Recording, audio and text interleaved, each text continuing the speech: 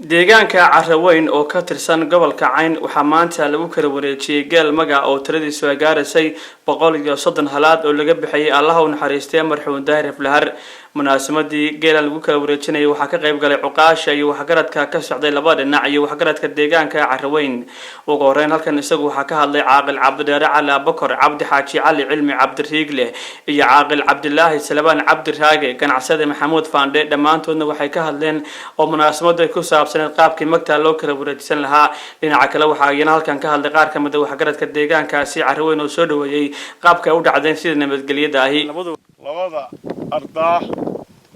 waxaan halkan maanta ku wareejinaynaa 130 halaad oo 64 dogor tahay inta kalena ay lacag tahay annagoo ardaaga iyagani ku wareejinayna ardaagan reer Faatax dadku dhaqankii uu lahaa ee hore wuxuu ahaa geed hoostii in wax lagu kala qaato oo magtan aanu ku wareejinayna ardaagan reer Faatax 130 halaad weeye wixii aanu isku ogeyn weeye sidii aanu isku ogeyn weeye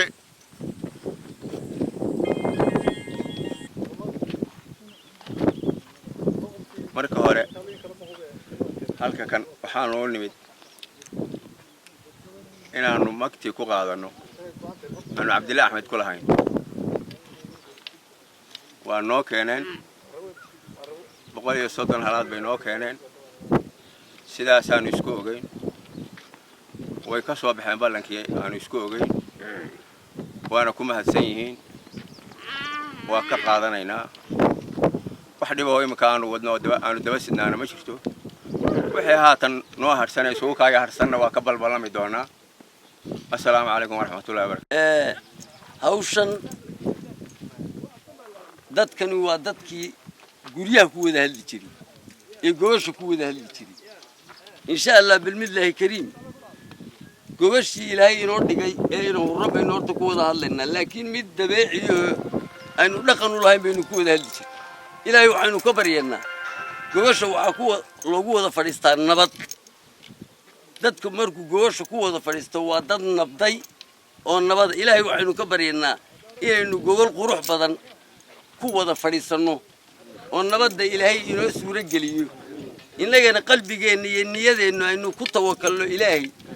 nabadda raadinteedu waxay leedahay geesinimo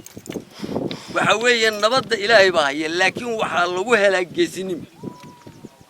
geesinimadu waxa weeye qofka ilaahay tawakkala ee qalbigiisa iyo niyadiisa waxa ilaahay raalida ka yahay ku bargaraamiya ilaahayna waa u suura geliya nabad baynu jecelahay labada dhinacba waayo waynu isu nimi waa markii labaad mar saddexaadna insha Allah bilmillahi kariim waxaanu ilaahay ka rajaynaynaa inaynu gobol wacan oo qurux badan oo xariira ku wada fadhiisano sidaasaynu ilaahay ka dadkana dhibi waa iska timaadaa adduun baynu joognaa bini aadanku isagoo 6 qof abu istilay maxaa lagu dhameeyay iyo maxaa lagu heshiiyay iyo maxaa ka dambeeyay baa yaa wax gala sida caaqilku sheegay wixii dhintana ilaahay ha u naxariisto waxa noolna ilaahay ha inoo badbaadiyo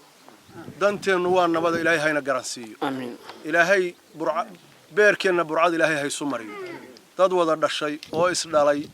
oo meel laba aan ku kala maarmi karin oo kii dhibi gaadhaba kala waxaan usanayeenu nahay ilaahay hayna garansiiyo ilaahay hayna garansiiyo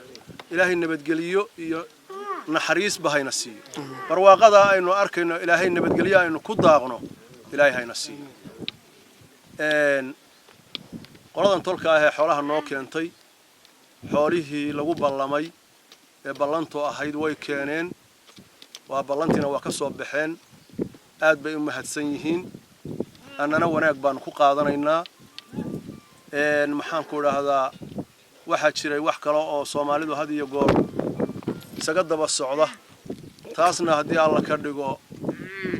waa ka wada hadlaynaa waxaanuna jecelahay annagu inaanu